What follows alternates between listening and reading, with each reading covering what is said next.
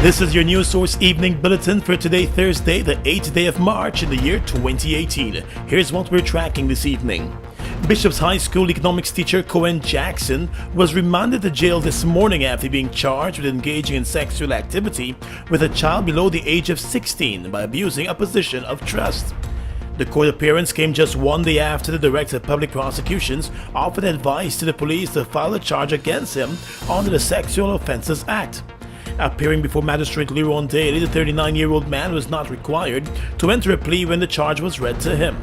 The court heard it between December 2010 and May 2011, and Jackson engaged in sexual activity with a child under the age of 16. Jackson's appearance in court comes just 5 months after the allegation against him first surfaced on social media. The accusations were first made by the government's cultural advisor Ruel Johnson, who is currently married to Jackson's ex-girlfriend. The same young woman is also one of the teacher's former students.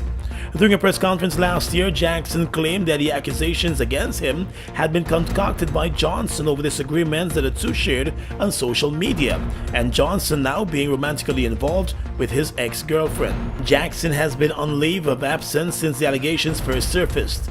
He will remain on remand until March 15, when the case will come up again. Guyanese women joined the rest of the world today in observing International Women's Day with a call from one local activist for government to take action on policies that discriminate against pregnant women and put in place more robust legislation to protect women and girls from sexual and other forms of violence. Delivering the feature address at a gathering for workers of the Demerara Harbour Bridge, Commissioner on the Women and Gender Equality Commission Nicole Cole said the 1996 Domestic Violence Act is a toothless poodle and has proven to be impotent. While opining that the most pervasive form of discrimination against women continue in the form of violence, Cole's emotional presentation also dealt with pregnant women and how many of them are discriminated in the workplace. I'm a firm advocate in that the message must be fair and balanced. And if you are going to tell women not to get pregnant, you have to also tell the men, don't impregnate us that often. And that way we will keep it in the line, keep in line to not get.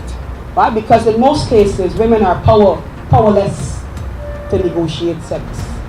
That's a reality. International Women's Day was observed today under the theme Time is Now, Rural and Urban Activists Transforming Women's Lives.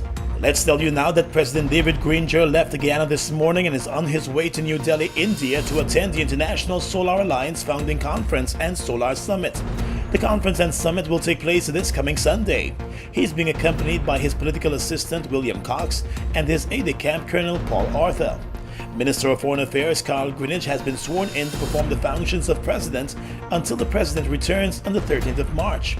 The summit is being hosted jointly by the governments of India and France. President Granger will be delivering a presentation on solar energy.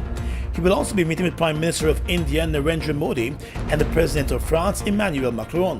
He is also expected to engage in bilateral meetings on the sidelines with selected heads of state who are attending the summit. And finally this evening we turn to the world of business. Private employers are being encouraged to not just stop at ensuring that they pay their workers above the minimum wage, but to move one step further and offer their workers a living wage.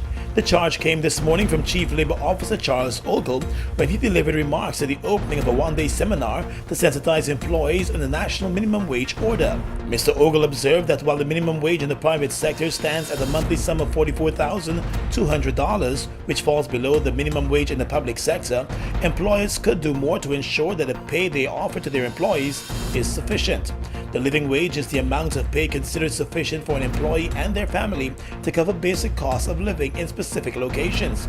Mr. Ogle said there is nothing stopping employers today from offering their employees more, after determining the relative financial health of workers when comparing their pay with their living costs. And that's your News Source Evening Bulletin for tonight. I'm Gordon Mosley reporting.